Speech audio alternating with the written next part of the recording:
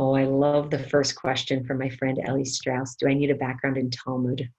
No, you do not need a background in Talmud. And if you have a background in Talmud, that's great too.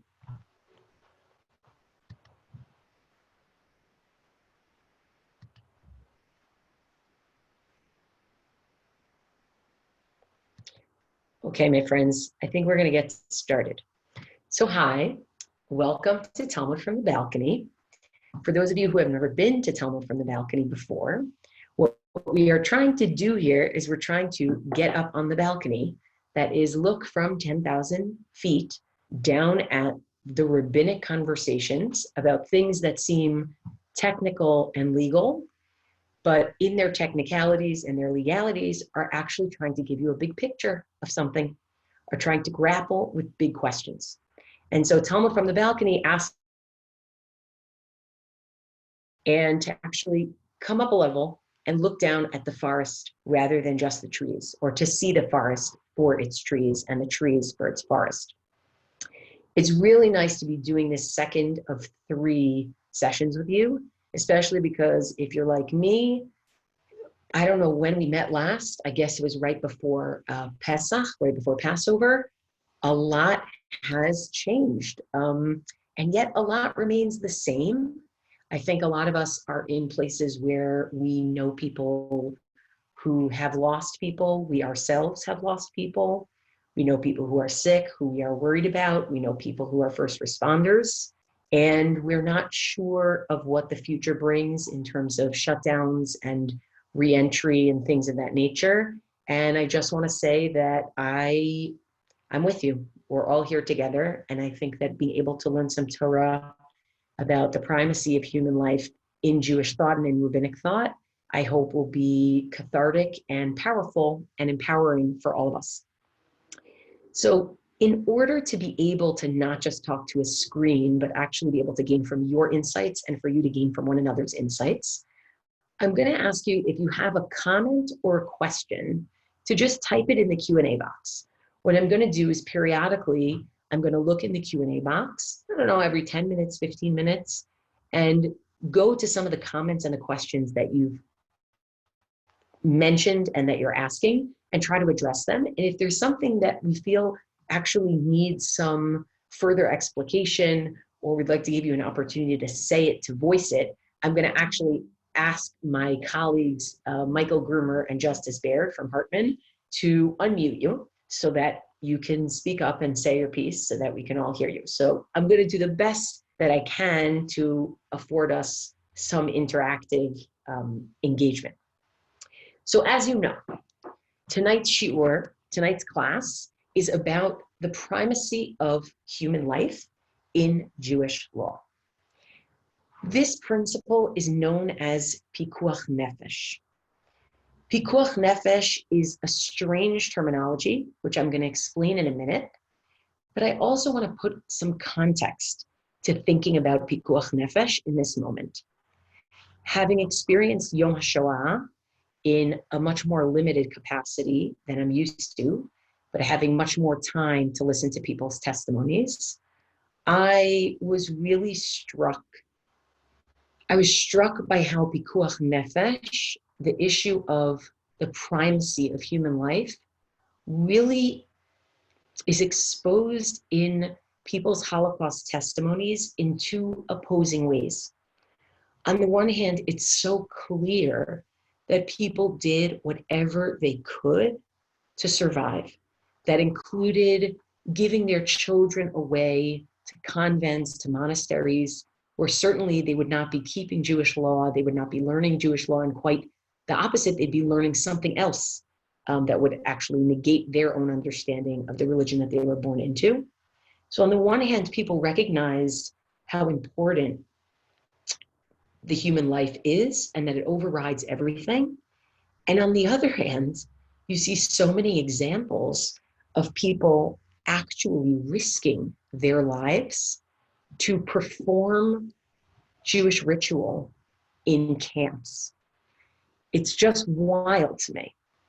Even though people knew that they didn't need to risk their lives, and maybe even according to Jewish law, they shouldn't, there was some sense of comfort that being able to connect to a Jewish ritual, whether it's God, past, normalcy, Jewish peoplehood, it afforded them some sort of comfort. And so I don't think that the sugya, the section, sugya meaning section, I don't think that the sugya of Pikuach Nefesh is something that's so clear, in the sense that sometimes people do feel very comforted in dangerous moments. And yet, at the same time, it's very clear in rabbinic law that the primacy of human life should trump Jewish law, and we're going to learn about that tonight. I'm also thinking about Pikuach Nefesh in terms of COVID-19. There are a lot of people who have been talking about not just saving a life physically in COVID-19, but mental health issues. People who are alone and have a possibility of becoming depressed and even suicidal, and how that has to play in to our understanding of the way people did Passover and the way they're doing Shabbat and things like that. Another context for Pikuach Nefesh. And so there's the idea of Pikuach Nefesh is kind of all around us. My goal tonight in trying to look at really what marks the tip of the iceberg on the Pikuach Nefesh sugya, or the Pikuach Nefesh concept, is really twofold. Number one, I want to understand, as the rabbis articulate, the principle of Pikuach Nefesh, of saving a life, being doche, being able to override mitzvot, Jewish law. I want to understand, what are they saying about the relationship between spirituality and physicality? What are they saying about the relationship between religion and physical survival? Because we all know that physical survival, or one's physical needs, and religious injunctions can often come into conflict with each other. They can be in tension with each other in deep ways. They can also reinforce each other in certain ways. But this is one of those sites where the big question that they're trying to negotiate with this very practical issue of, what do you do if a person is in danger, and what's actually not allowing you to save them is something in Jewish law. What the big meta balcony question is what's the relationship between religion and physical survival? And I don't know about you, but I know that I felt that when this whole coronavirus pandemic started, it felt like, on the one hand, spirituality was such a luxury. It was so like we're at the bottom of Maslow's hierarchy. We're just trying to keep ourselves alive. Who has time for self-actualization? Who has time for the relationship with God? Who's thinking in those terms? It's a luxury that we don't have right now. And then on the other hand, I felt that it was so important for maintaining morale and a belief in something to be able to get up every day and try to figure out how to continue to live our lives, and even be able to build that lowest building block on Maslow's hierarchy. So I want to understand how the rabbis are understanding the relationship. The second is, I also want to probe subjectivity. I want to understand, on whose authority do we assess the danger that is worth breaking Jewish law? Because you can imagine that if this is coming from the rabbis, the authority should rest in the experts. But shockingly, that's not actually the case. The authority, we will see, ultimately will rest with the patient themselves. And I'm really fascinated by that move of authority from the expert into the subjective, endangered person. So those are my two goals for tonight. Thinking about the relationship between religion and physical survival, and thinking about subjectivity of each individual and how that plays into ideas of authority in religion. Those are the two big balcony questions that I want to ask. And in order to do that, I want to look at two basic conversations about Pikuach Nefesh. The first is the origin of it. From where do we know that a life supersedes Jewish law? How do we know it? And we're going to see there are multiple, I can't even count them on one hand, there are multiple proofs for this principle in rabbinic law. And each one of those proofs actually asserts something different and teaches us something different, not just about the practice, but about the big idea behind it, about the relationship between religion and physical survival, right? About authority. It teaches us big ideas of those. And the second thing we're going to look at is we're actually going to look at the section that talks about the subjective patient making decisions. So now on to the words Pikuach Nefesh. Very strange terminology. So if you look up the word Pikuach or Pikeach or Pokeach, it basically means to open your eyes. It means to look. So looking at a soul, too quick. Actually, it doesn't mean being attentive to a soul, which may be a play on words, but it actually comes from a case in the Gemara, well, in the Mishnah first. It comes from a case in the Mishnah where someone has fallen under debris, or debris has fallen under them, and the question is, can you take them out on the Sabbath? Can you move the rocks? Can you move the boulders on the Sabbath to save them? Now let's talk about that example for a second. If somebody is underneath rubble, the chances that they are alive depends how heavy, how long have they been there, but certainly a situation like that where you find rubble and you know there's a person in there, that is a situation of doubt. You're not totally sure. You're not sure if they're in there. You're not sure if they're alive. You're not sure if they're going to survive. You're not sure who they are. And yet that is actually the source of the words Pikuach Nefesh. The way the Mishnah describes taking the debris off of a person who might be under the debris on Shabbat is mifakhin, same word, Pikuach, mifakhin alav et hagal.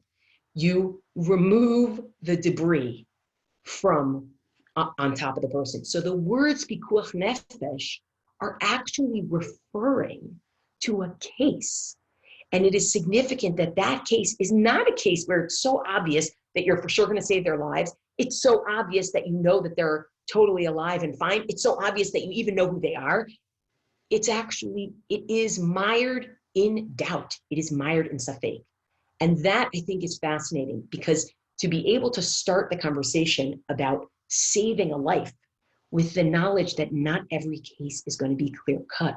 You don't always know if you're going to be able to save them or if they're beyond saving. That's exactly what is enshrined in this principle. You save a life even if you don't know. You violate the law even if you don't know if you can save that person. Okay? So that's our Pikuach Nefesh. Let's start looking at some of the origins of Pikuach Nefesh. If you look at number 1, I've given you the Tosefta in Shabbat. Now, Tosefta is a mid-3rd century Common Era work, very similar to the Mishnah, gives us a little more color than the Mishnah, and includes sometimes some material that comes from earlier than the Mishnah, so it's interesting as well. And here what we have is we are going to have a number of explanations about the origin of how we know that Pikuach Nefesh, that actually saving a life, or literally taking the person out from under the rubble, right?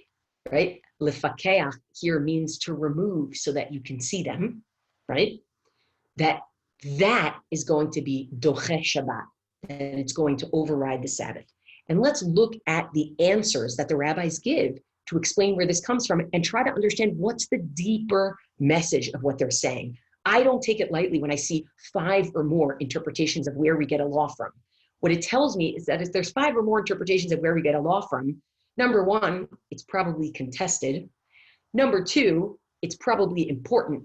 And number 3, there's probably layers of meaning as to what this law is about if people are coming at it from so many different angles. So let's take a look at number 1. And as I always try to do, I'm going to sum in the Hebrew and some in the English so that we're all on the same playing field. I just like to be able to do some in the Hebrew because sometimes translation is interpretation and I'd rather be able to see the words myself, but we'll go back and forth. So we're looking at number 1. Amar Rabbi Yossi. Rabbi Yossi says, Minayin lepikuach nefesh shedoche et haShabbat. How do I know that saving a life actually overrides the Sabbath? Shene'emar, as it is said, et shabtotai tishmoru. You shall keep my Sabbaths. A verse from Vayikra, Leviticus. Okay, you shall keep my Sabbaths. That doesn't really sound like an origin of being able to break the Sabbath. But wait, there's more. Because the pasuk, the verse, doesn't just say, et shabtotai tishmoru, keep my Sabbaths. It says, ach, et shabtotai tishmoru, but keep my Sabbaths. And the rabbis always suggest that the word ach comes to exclude something. So, yachol, you might think, continuing in number 1, mila ve'avoda upikuach nefesh, you might think that on the Sabbath, you wouldn't be permitted to, oh, thank you, Michael, for sharing that. Can they also still see my face? Because that's important to me, because it's hard to understand somebody if you can't see their face. Yes. I'm assuming that's yes. Okay, great, thank you. So, oops, okay. You might think that you cannot perform a circumcision on the Sabbath, that you cannot do the temple worship, that is, give the sacrifices on the Sabbath, and that you cannot save a life on the Sabbath if you have to break it in doing so. Talmud lomar, therefore, the Torah says, only keep my Sabbaths, which actually ends up meaning for the rabbis by their reading principles, keep my Sabbaths except sometimes. Chala, the word but actually differentiates. Pa'amim she'ata shovet, sometimes you're going to actually rest on the Sabbath. Upa'amim she'iyata shovet, and sometimes you're not going to rest on the Sabbath. This is so incredibly strange. Rabbi Yossi tells us, how do we know that you can save a life by overriding the Sabbath law? Because within the Torah itself, the description of keeping the Sabbath actually includes not always. And what does that mean, not always? Well, has anybody here ever been to a circumcision on Shabbat? I went to my nephew's circumcision on Shabbat. A circumcision on Shabbat should be prohibited. It's a surgery. It's drawing of blood. It should be prohibited. And yet we do circumcision on Shabbat. Moreover, in the temple, they did worship on Shabbat. They sacrificed animals. They slaughtered, they burned things. They did all sorts of things that actually, by Sabbath law, would not be compatible with keeping the Sabbath. So Rabbi Yossi says, well, it seems like Shabbat actually, it allows for these 3 things. It allows for doing a Brit Milah, even though ordinarily those activities wouldn't be Shabbat friendly. It allows for giving korbanot, for giving sacrifices, even though ordinarily that wouldn't be Shabbat friendly. By the way, if somebody wanted to give a voluntary sacrifice on the Sabbath, they would not be permitted to do so in the temple. It's only the sacrifices that were requirements for the day. And also saving a life. Now I'm amazed. I would have thought that an origin for saving a life on Shabbat would say something about the importance of life. And does this say something about the importance of life? Well, maybe yes and maybe no. Because on the one hand, sure, it doesn't say, well, lives are so important, they're more important than Shabbat. It doesn't say that, but by comparing saving a life with a circumcision or with giving sacrifices on Shabbat, it actually is saying something very deep about the importance of saving a life. As opposed to seeing, when I go to a circumcision on Shabbat, I don't think of that as, oh my goodness, Shabbat is really ruined now. I really feel that this has done something to negate the significance of Shabbat. The opposite. When I go to a circumcision on Shabbat, I say, this is part and parcel. Shabbat is supposed to be a covenantal sign. Brit Milah is supposed to be a covenantal sign. They work beautifully in tandem. They're perfect together. The same thing if you walked into the temple on Shabbat and you saw them giving korbanot and you saw them giving sacrifices, you wouldn't say, oh my goodness, this is really not the spirit of Shabbat. You would say, oh wow, this really enhances, they're doing special sacrifices even for the Shabbat. This is actually encapsulated here. You have the roots of a concept here that essentially says, Pikuach Nefesh, saving a life, is not violating Shabbat, even if you have to do actions that usually wouldn't be Shabbat friendly. But actually, saving a life by violating Shabbat is actually, in some ways, enhancing Shabbat. Shabbat is about the covenant with God. Saving a life perfectly corresponds. It's not an exception. It's a mitzvah.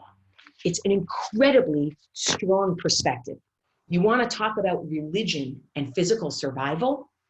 I'm going to describe to you, says Rabbi Yossi, two places where I'm going to compare physical survival to the mitzvah that has the covenant in it, to the Brit Milah, and to a mitzvah that has the covenant in it, the worship in the temple. Magnificent. Not everybody is going to go in that same direction. But it's weird. We do actually continue down this same line as, with Brit Milah. It's kind of a strange thing. And don't worry, the person who asked the question in the Q&A about when do we get to the three things you're supposed to die for in Jewish law, we're going to get there, okay? Rabbi Eliezer says, well, I want to tell you, I actually learned Pikuach Nefesh from Brit Milah. I learned it from circumcision, just like for Brit Milah. And I'm going to read this in English. It's the second English paragraph in number 1. Rabbi Eliezer says, why do we break the Sabbath to perform circumcision? Because one is liable to excision eventually if it is not done. Meaning, this is one of those mitzvot where if a person does not get a Brit Milah their entire life, they are technically liable to what's called karet. We don't know exactly is karet early death. Is it loss of future, the world to come? I like to say I leave those things to God. I don't really need to figure out what karet is. It's not my issue, right? But the point is, what Rabbi Eliezer is essentially saying is that if you don't circumcise someone, then eventually if they never get circumcised, then they're going to get karet, which is some loss of life in the world to come or in this world. So this creates what's called a kal v'chomer. It says a fortiori argument. If this, then for sure that. If we violate the Shabbat for one limb to give a Brit Milah, shouldn't we violate the Shabbat for an entire body? Remarkable. Why is he comparing this to Brit Milah? So strange. And talking about how Brit Milah saves a life. Brit Milah, the key of Brit Milah is not that it saves a life. So this is what we need to know. What we need to know is that the rabbis are in a context. The rabbis, they actually, oftentimes, the rabbis describe themselves as being in a polemic with another group called the Sadducees. And we also know that there was even another group during the Second Temple time called the Essenes. They lived in the Qumran caves, right? So that's where we get the Dead Sea Scrolls from them. And the rabbis often describe themselves as being in a polemic. Well, guess what? There's a polemic here.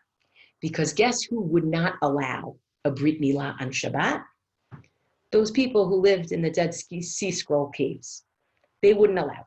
And so Rabbi Eliezer is saying, you know what? We allow Brit Milah on Shabbat. And just like we allow Brit Milah on Shabbat, we are also going to allow saving a life.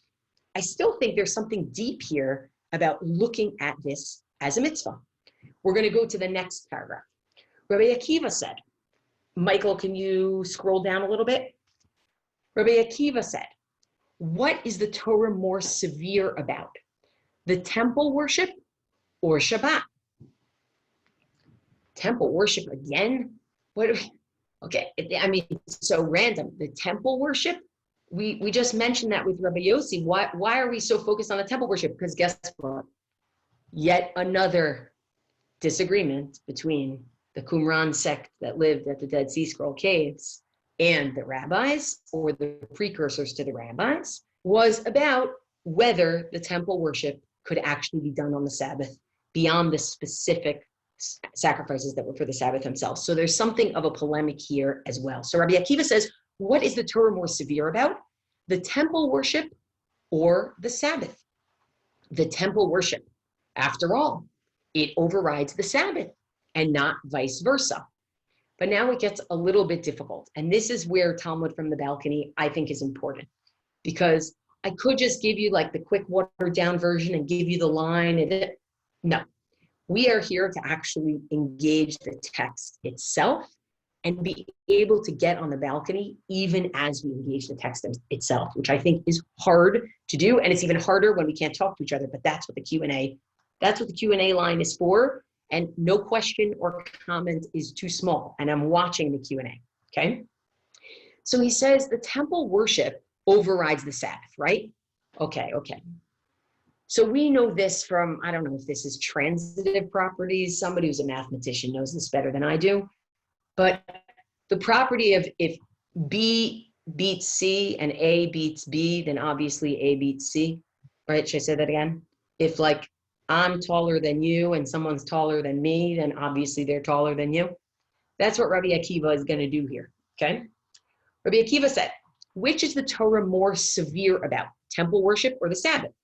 Temple worship, for it overrides the Sabbath and not vice versa. Take that, Essenes, we disagree with you, right? And so here's our Kal V'chomer. Here's the a fortiori argument.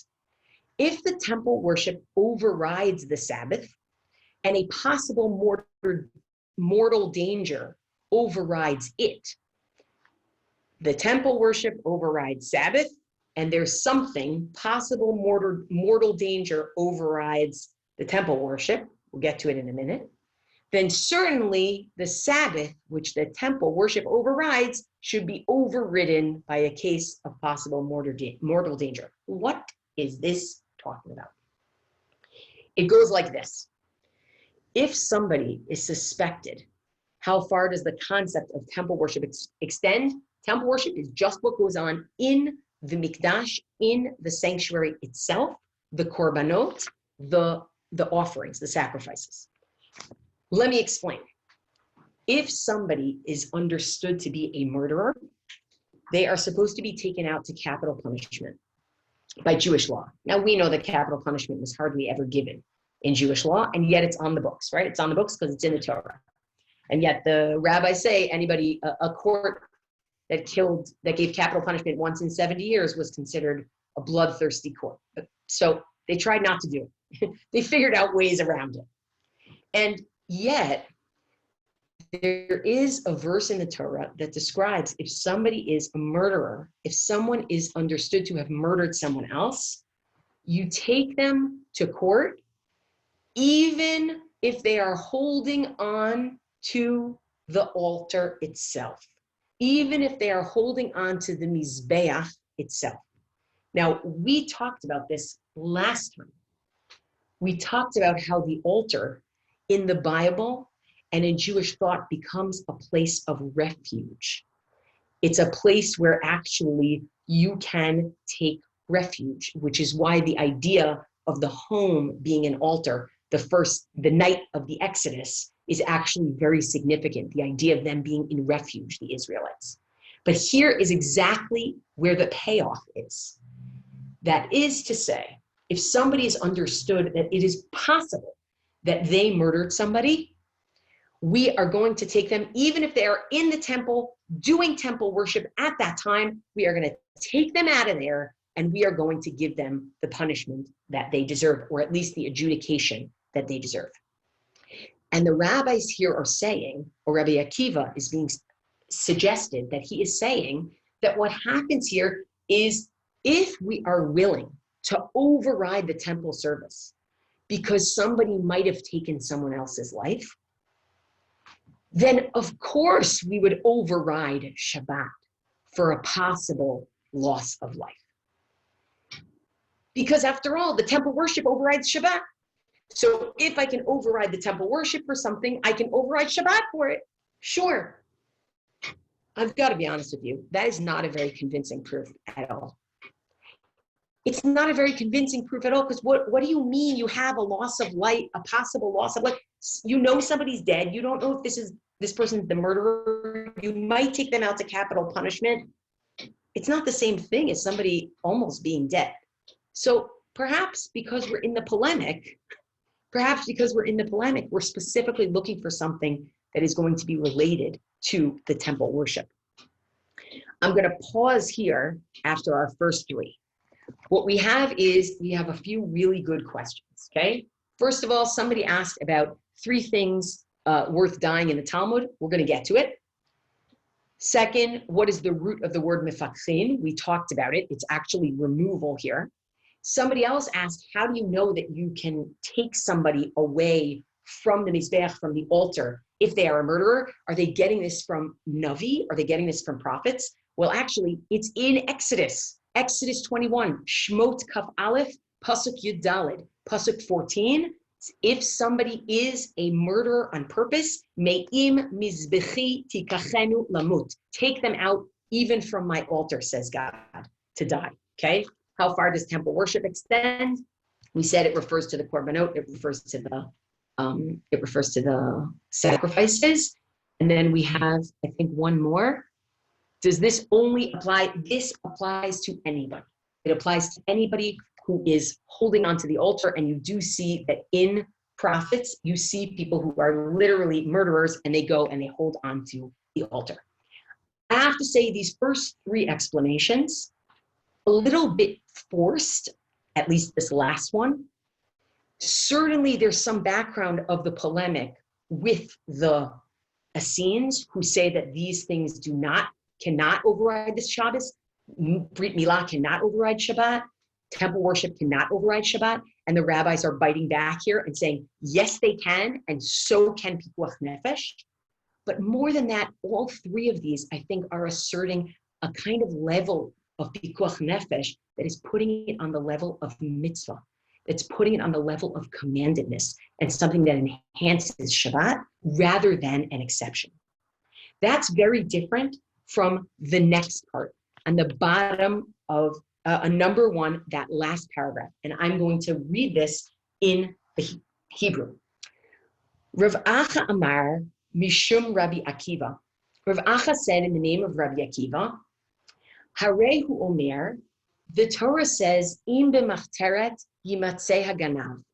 If somebody is found burrowing into your household, meaning somebody gets into your house, steals into your home, a thief steals into your home, the Torah says that actually the homeowner is allowed to kill them. Why is the homeowner allowed to kill them? Because the idea is that perhaps what the thief is thinking is, I'm going to steal something from this person's home. I know they're going to be home. I know that they're not just going to sit there and let me take their stuff, and they're going to want to fight me, and I'm ready to fight them and kill them. And so on the possibility, the possibility that that person burrowing into your home might be willing to kill you, you can kill them first. Now, that sounds a lot more like Pikuach Nefesh to me than Brit Milah. Let's take a look. Rav Acha Amar Mishem Rabbi Akiva. Rav Acha said in the name of Rabbi Akiva, Harehu Omer, the pasuk says, the verse says, Im b'machteret yimatzeh ganav, if the thief is found burrowing in, v'gomer, etc., you can kill them. Baal habayit, the homeowner. Mahu, what is this person? What's the state of this person? Vadai, are they for sure going to die and they have to save themselves by killing the thief? Oh, safek, right? Or is this a case of doubt? Am I sure that the thief's going to kill me? Obviously, heavy omer safek. Of course, it's a case of doubt. I don't know that the thief is going to kill me. Im horgin nefesh, if you're allowed to kill someone, lahayot nefesh, in order to save yourself, besafek, even in a case of doubt, like when someone breaks into your home, dinhu, of course, sheyitchu et Shabbat lahayot. Of course, you would be allowed to break the Sabbath in order to save somebody's life. Now, this sounds more like where I think Pikuach Nefesh should come from. Meaning, Pikuach Nefesh is basically saying, look, this is terrible. Nobody wants to have to kill somebody. Nobody wants to have to break the Sabbath. And yet, we know that there are times when the Torah allows for you to be able to do something that is beyond the norm or breaking the norm in order to save yourself.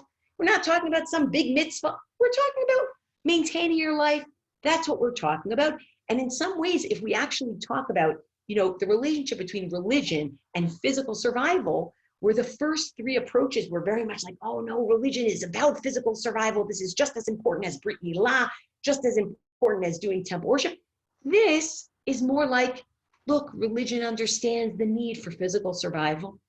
We also know that not every single situation we're not Kantian, where Kant says it has to be a categorical imperative. There has to be something where in every situation you act exactly this way. That's what morality means, even if it means your own harm. No, religion, Judaism understands that sometimes you're going to have to save yourself at the expense of the norms. That's okay. That's part of it.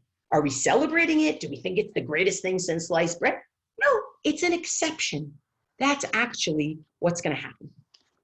And this Tosefta ends, if you could go down a little bit more, Michael, and then we're going to look at the Q&A.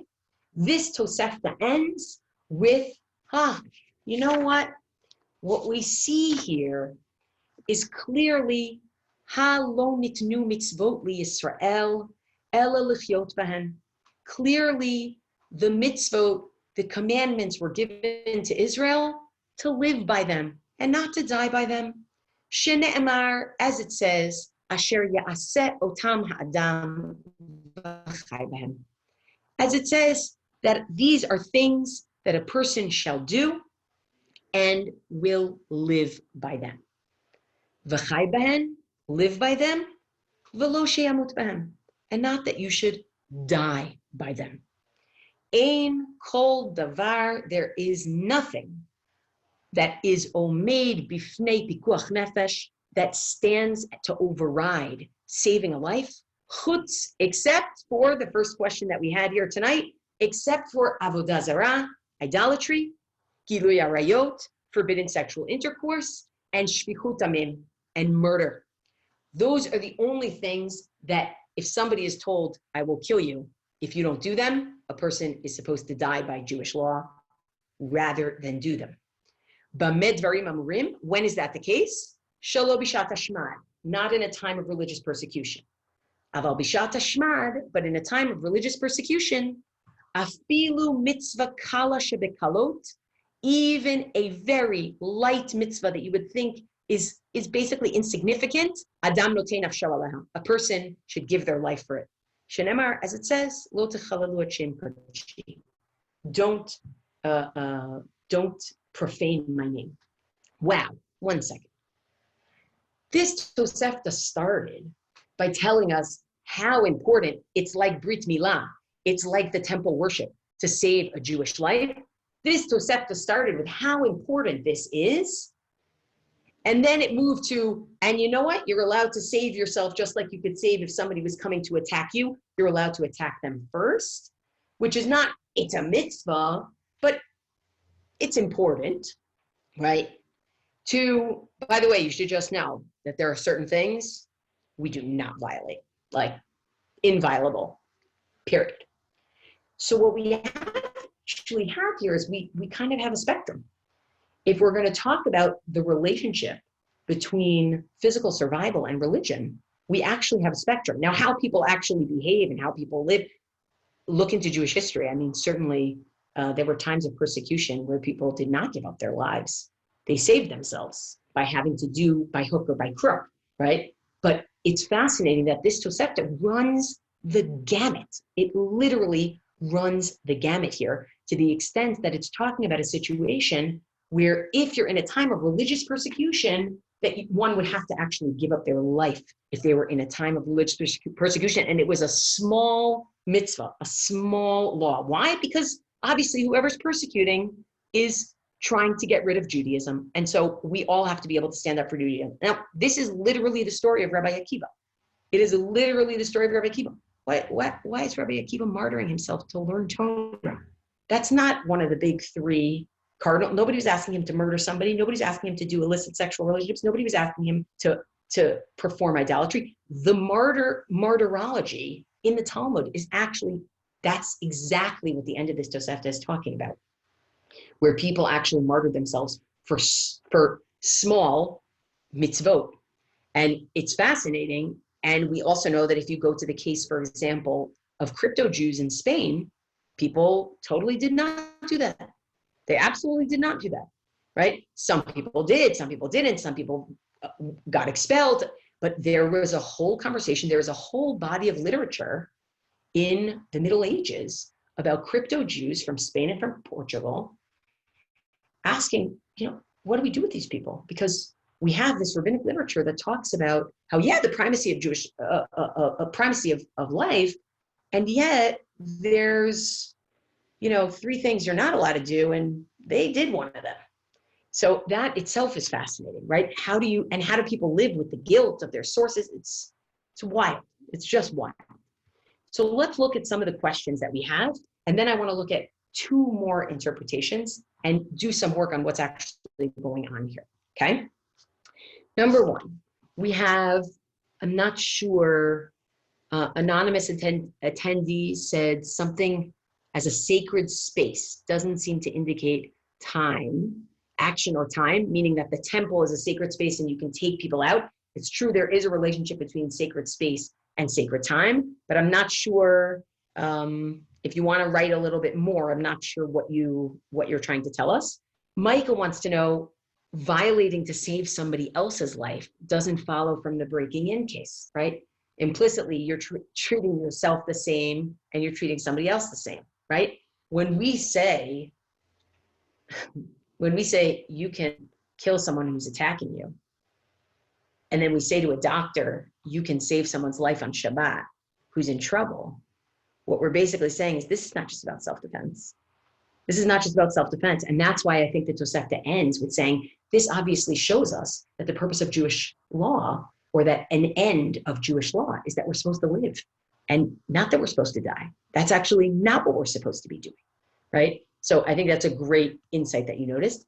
And Barry Block says, save the Jewish life. I don't see Jewish in this text. Okay.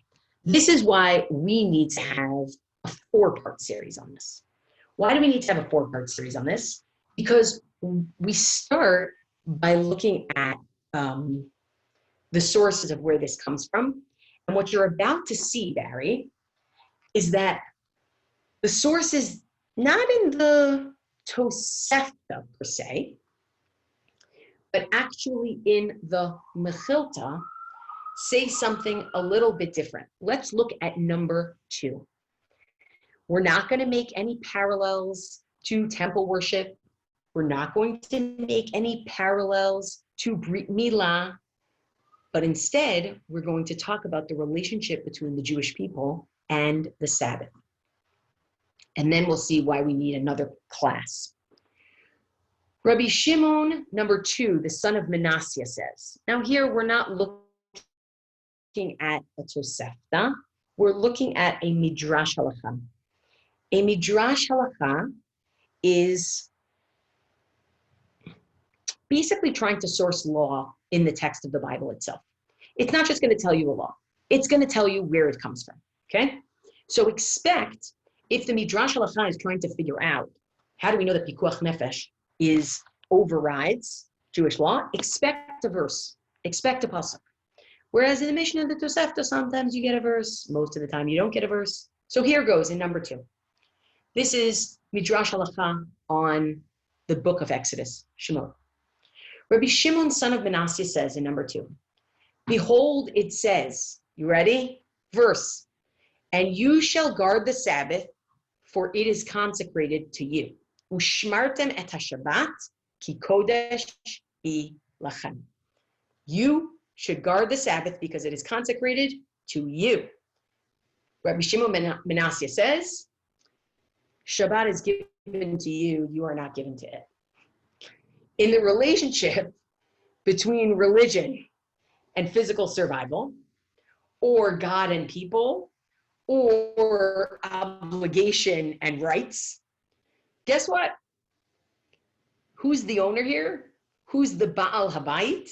Who's the homeowner here? We are. We're not given to the Shabbat. The Shabbat doesn't own us. Now that's pretty wild. I have to be honest with you. On Friday afternoon, I totally feel like the Shabbat owns me. I am working, figuring out how I'm going to finish this before Shabbat, how I'm going to prepare that for Shabbat. But this is actually so incredibly different than the others. It is not just talking about, is it a mitzvah to save a life? What it's talking about is fundamentally, what is the covenantal relationship? And this is a completely wild assessment of that covenantal relationship, which is that the Sabbath is yours and not vice versa. You don't belong to it. What an incredibly anthropocentric, what a human-centric approach to religion in that moment. And then Rabbi Natan says quite the opposite. Rabbi Nathan says, behold, it says, and the children of Israel shall guard the Sabbath to do the Sabbath throughout their generations. V'shamru b'nei Yisrael et haShabbat, lasot et haShabbat l'dorotam. You should keep the Sabbath. Why? Sounds like so that, or in order that, they'll keep the Sabbath for generations. And look at how he reads that. Violate one Shabbos for someone so that they'll keep further Sabbaths. Chalel alav Shabbat achat, kidei sheishmor Shabbatot harbe. Violate one Sabbath so that that person will keep many other Sabbaths. Are you in charge of Shabbat, or is Shabbat in charge of you? Rabbi Shimon ben Manasseh says, you're in charge of Shabbat. You're allowed to violate Shabbat because it's given to you and you're the owner. Rabbi Natan says quite the opposite. He says, actually, this whole thing of being able to save a life on Shabbat is in order to keep Shabbat in the future. So what's in charge? Shabbat is in charge. And so I think we have maybe 4 different approaches to what this concept, what this principle of Pikuach Nefesh, of being able to save a life by violating Jewish law, is about. We have one concept that places it at the level of mitzvot, commandments that actually enhance Shabbat, like a circumcision, like the temple worship. That's one incredibly robust idea that has expressions in a whole different way of looking at Shabbat and a whole different way of looking at the relationship between God and human beings than those people who lived in the Qumran caves and said, no, you can't do the worship on Shabbat, no, you can't do a circumcision on Shabbat, and no, you can't save a life by violating Shabbat. The second is it's self-defense. Look, it's true. It might not be you breaking Shabbat to save yourself, but we're all responsible for each other. You can save somebody if they're in danger. That's what you're going to do. And it turns out that Shabbat may be what's endangering them. And that's self-defense. And that's part of how this looks. And of course, there's limits to it because maybe there are the big 3 that you're not allowed to do and you wouldn't be allowed to violate. And maybe in a time of persecution, you wouldn't be allowed to violate even the small things, right? So it's not exactly, superseding, overriding everything. That's number 2. Number 3, don't compare it to anything else. Don't compare it to Brit Milah. Don't compare it to the temple worship. Don't compare it to somebody doing their self-defense.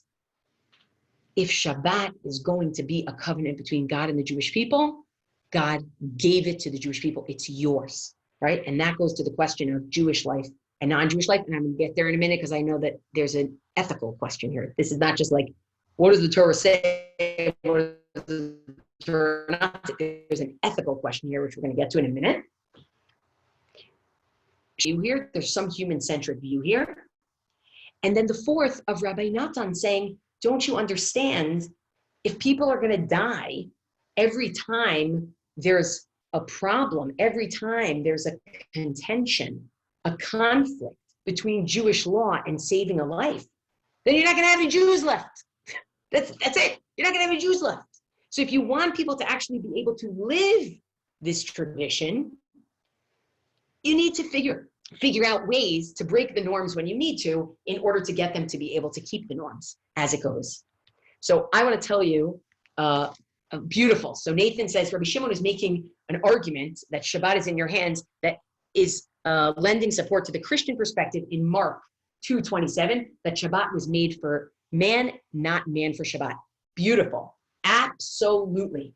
Aaron Shemesh, who is a professor, Nathan, if you email me afterwards, I will send you Aaron Shemesh's article where he talks exactly about how, wait a second, Rabbi Shimon ben Manasseh is saying that Sabbath is yours. Well, how is that any different than Jesus saying that people should be able to pick things on the Sabbath so that they can eat it? Like, why stop at saving a life and not say, well, anything you want to do on the Sabbath, you should, if you're a little hungry, you should be able to take something, right? So excellent, excellent question. I'm not going to be able to do justice by doing it like this.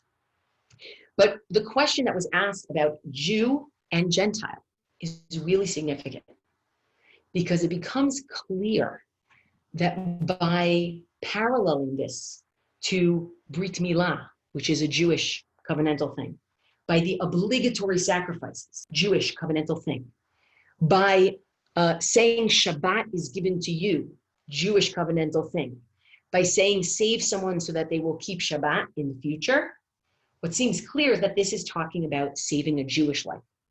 It's within a covenantal frame. What I think is significant about that is that, what about just Tzelem Elokim? What about just people formed in the image of God? What about that? So this is why we need another shiur. We need another shiur, we need another class, because we need to see how it developed. And I'm going to give you actually an exact example that happened the first days of Passover. A friend of mine who's a psychologist, the first days of Passover, she said to me, I'm concerned about a client of mine, that this person may be suicidal. Can I call them on the holiday? I said, of course, you have to call them on the holiday. You have to check in on him. If that's what you would do during the week, that's what you have to do. So the process of how we got to Pikuach Nefesh, saving a life, overriding the Sabbath and overriding Jewish law, being for Jews in the early rabbinic constructs, to ultimately being for everyone, that's an important question, and it's an important development, because what you see is some people going to technical answers, which is basically, if you don't save everybody, then Jews will be endangered. If a physician refuses to treat somebody on Shabbat, to violate Shabbat, if it's not a person who's Jewish, there's no way to explain that ethically to someone. And that will ultimately endanger Jews, which I think of as much more of a technical way of expanding this, to other ways of expanding this, which are trying to expand the understanding of, what is a human being? Like, what is Pikuach Nefesh? Is it covenantal between God and the Jewish people, or is it about human beings, qua human beings? And there's a wonderful article that Rabbi Benny Lau wrote, tracing conversations in the 19th and 20th centuries between people who were pushing for the more technical, we don't want to endanger Jews, we don't want people to hate Jews, so we have to take care of everyone on Shabbat. So other people were pushing, who were saying, well, why the technicality? Why not just say everybody is in the image of God? This is a deep question. And I have to tell you that there are people in the world who will say to you, in my mind, because I learned Jewish legal literature, in my mind, I know that saving a Jew on Shabbat comes from this idea of Pikuach Nefesh that's in the rabbinic literature, and that saving someone who is not Jewish on Shabbat comes from later literature that was developed about how to forge healthy relationships between Jews and people who are not Jewish. And yet, in my mind and in my experience, when I'm treating people, I'm treating them because they're in the image of God. Unless you think I'm saying some, frou-frou thing to try to be apologetic, this is exactly the way people talked about how Rabbi Joseph Dov Soloveitchik, who was by no means an apologist type of person, essentially saying, come on, this development is obviously about human beings being created in God's image. So this deserves its own class, but I think we can see from the foundations here that the foundations in the conversation are very intra-Jewish covenantal. The idea itself is born of an intra-Jewish covenant. And so how you expand that and where you expand that is not uncomplicated. It's not uncomplicated. We're not going to get to everything clearly because we don't have enough time. However, I want to point something out. I want you to think for a minute. Do you think it was always the case that Pikuach Nefesh, that saving a life on Shabbat, and in this case, saving a Jewish life on Shabbat, could actually, it could override the Sabbath? Do you think it was always the case? Now, if you thought to yourself, yes, I think it's always the case, then guess what? You are in the camp of Aaron Shemesh. Aaron Shemesh is a prominent academic in Israel. He suggests that actually the rabbis always thought that Pikuach Nefesh should override Shabbat. It becomes enshrined in these early texts, but they always thought it. And if you think that they didn't always think that, then you are on the team of maybe, I think, Lawrence Schiffman, another academic, or just reading the book of Maccabees from Hanukkah. In the book of Maccabees, and you have it in the source sheet, but because we're coming to late in the game, I don't want to bother looking at the sources exactly right now. But in the book of Maccabees, which is a description, book of Maccabees 1, which is not contained in the Jewish Bible, but it is written by Jews, and it is a description of what happened in the Hanukkah story in the mid-2nd century before the Common Era. There is a description of a battle that took place on Shabbat. And in fact, in that battle, the Jews refused to fight. They refused to fight because they said, we're not going to fight on Shabbat. We're not going to take up arms. We're not going to kill people. This violates our Sabbath.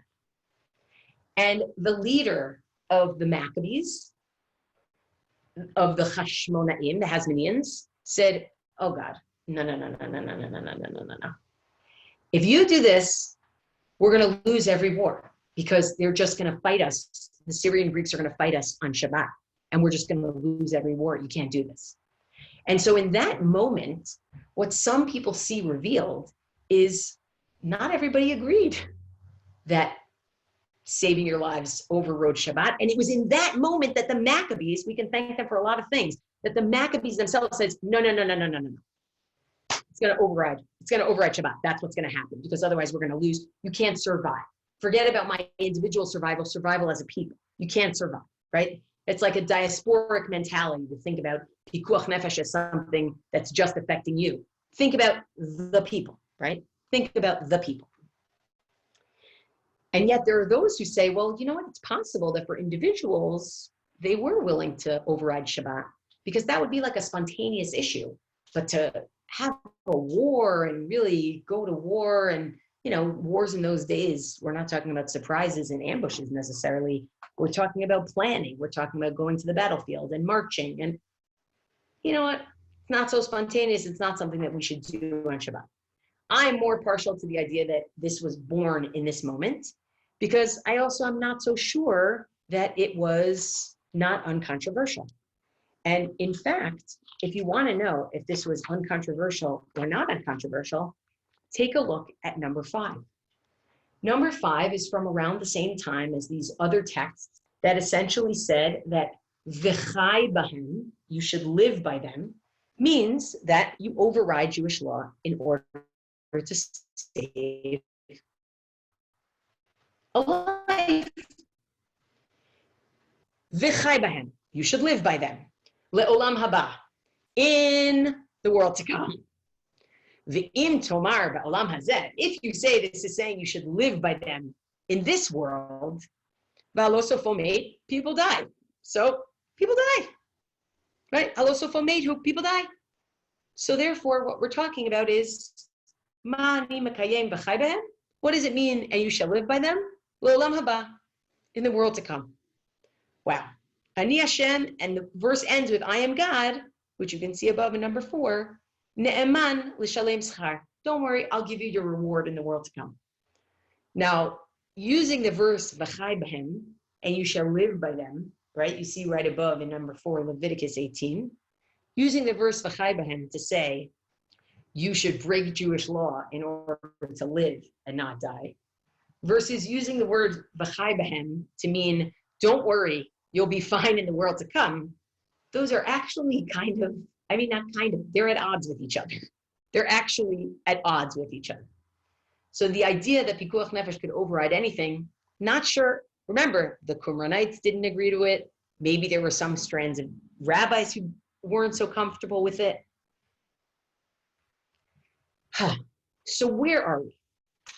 What we have here is we have different approaches to Pikuach Nefesh, approaches that actually are asking questions, not just about the technicalities. And in fact, these are not questions about the technicalities at all, but are actually asking, where does this come from? What's the deep idea here? And what I like about the deep idea here is you could probably tell by my excitement that I'm more excited, more enthused by the perspectives that push in the direction of this is actually a mitzvah, and this is something that is as important as Brit Milah, or as avodah, or as doing the temple worship. But I also recognize that because religion puts certain demands on people, that it can't always be thought of as, wow, this is like a great thing and it really enhances our situation, right? Sometimes it actually is just trying to salvage yourself, and you're not going to make lemonade out of these lemons. And I've actually seen that. Like, I want to actually give a concrete example. When I was pregnant with my first child, I found out before Yom Kippur from my doctor that I had to drink on Yom Kippur or I was going to lose my baby. She explained it. Chemicals were going in the wrong directions. My levels were going down on things that shouldn't have been going down. And I said, okay, no problem. So I'll take like one little drink at some point. She said, no. You're going to take every 4 hours, for an hour, every 10 minutes, you're going to have a shot glass. Okay. So I was working at Lincoln Square Synagogue at the time. And I don't think anybody at Lincoln Square knew this. And some of the people on this call were probably at Lincoln Square Synagogue that Yom Kippur. And I went to shul. I went to a synagogue Yom Kippur night. And I gave a shiur that night. And then I went to the place where I was sleeping. And the next morning, I woke up and I prayed in the place where I was staying. And I mostly slept. And I drank that much water every hour, every 10 minutes for an hour. And then 4 hours later, I did the same thing. I actually think it was something with electrolytes. And then at some point I came to shul and somebody said to me, you look really good. And I was like, I feel all right. I stayed in shul for a few minutes. I went home where I was staying actually, because I was staying in the shul. And I basically learned and prayed for the rest of Yom Kippur and made sure that I did my shot glasses the way that I was supposed to do that. Now that was an experience where, to be honest, that Pikuach Nefesh of literally the example of saving my child so that at some point they could keep many Sabbaths, because that's exactly what it is. They're not keeping a Sabbath yet. They're just in there, right? That was actually an enhancement. It actually enhanced my Yom Kippur. It felt like, wow, I'm doing the right thing. I want to contrast that with moments where people are in a Pikuach Nefesh moment, and I actually want to talk about mental health for a minute, where people are in a Pikuach Nefesh moment where it doesn't feel like it's an enhancement. It's not how it feels. There are many people during this COVID experience, and with this I'm going to end. I wish we could get to the authority piece, but maybe some other time. There are many people within the COVID experience who are alone, and there are people for whom suicidal ideation is real. It's a real risk. It's a real danger to them. And for those people, some of whom do not use electronics on Shabbat or on the holidays, Passover was impossible. It was impossible. They had days on end where they couldn't be in touch with family. Now, I understand, and not just they couldn't be in touch with family, they couldn't be in touch with anybody. I had somebody tell me, this person said to me, I just want you to know what it was like for me to have to do things on Shabbat and holidays that I don't usually do. It didn't feel like an enhancement. It felt like a break. It felt like something that I couldn't, that I felt guilty doing it, even though I knew it was the right thing. It didn't feel good. It didn't feel reinforcing. It felt bad. And I think in some ways what this Tosefta does for us is it actually encapsulates those extremes on the spectrum. That in the conflict or the tension between religion or obligation or normativity, just norms that you're used to, or even just life the way you're used to, right? In the conflict between that and physical survival and simply the bottom of Maslow's hierarchy, just getting through, there are times when being able to rely on Pikuach Nefesh, the primacy of life, feels like this is as important as Brit Milah. This is the covenant. That's what it is. And there are times, whether it is or it isn't, but it's how it feels. There are times when it feels bad, when it feels like you're just saying to yourself, all right, look, I'm going to try to get through this so that I can keep more Shabbatot in the future. I'm going to try to get through this, and that's what I'm going to try to do. And I want to show and I want to share that what the rabbis are doing here is they're both posing a philosophical question about the relationship between our physicality and our spirituality, but there's also a psychological component that is reflected here. That what does it mean to have the psychological reinforcement of being told, Shabbos was given to us and we're not given to it. What does it mean to have the psychological reinforcement that says if that's not the way you understand it, then at least this is helping you so that you can continue to live your life. And this is a little blip, but you'll be able to continue to live your life after this in the way that you want, the way that you believe that you're supposed to. And these are really, really difficult. And just to return to Yom HaShoah from yesterday, because I feel that because we were all so private for it, it needs to be a week. It can't just be a day. I feel that sometimes when you listen to people's decisions about what they would risk their lives for and what they wouldn't, it's harrowing. Even inside, it's harrowing. And I think some of that difficulty is actually manifested in the rabbinic conversation around this.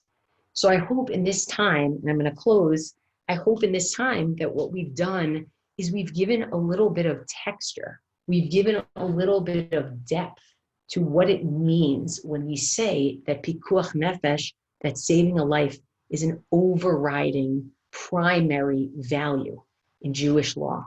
It's not without its tensions and it's not without its high points. And I think in some ways that encapsulates exactly what we're experiencing right now.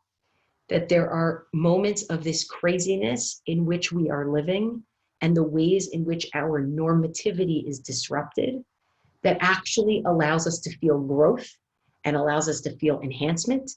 And there are times when this break in normativity, just to be able to survive, feels just like that all we're doing is surviving. Don't talk to me about growth. Don't talk to me about enhancement. All I'm trying to do here is survive. And that entire spectrum is completely welcome in this rabbinic discussion of Pikuach Nefesh. As always, I see there were some questions at the end, so I'll look for a minute to see what we can say. On Shabbat, no, on Shabbat, if a person is buried under a pile of stones, you go look for them because safek, because doubt and uncertainty is such a part of it. We don't care who they are. We don't know who they are. You save them. If somebody's under there, you save them. Was I supposed to be on my balcony? I wish I had a balcony, Jane. I love that. And then somebody asks, Barry, Barry, I lost it. Why Mitzvah, somebody who gets leprosy has to bring a guilt offering after they're cleansed, because somebody with leprosy feels guilty that they didn't perform a mitzvah, that they couldn't because they were outside of the camp.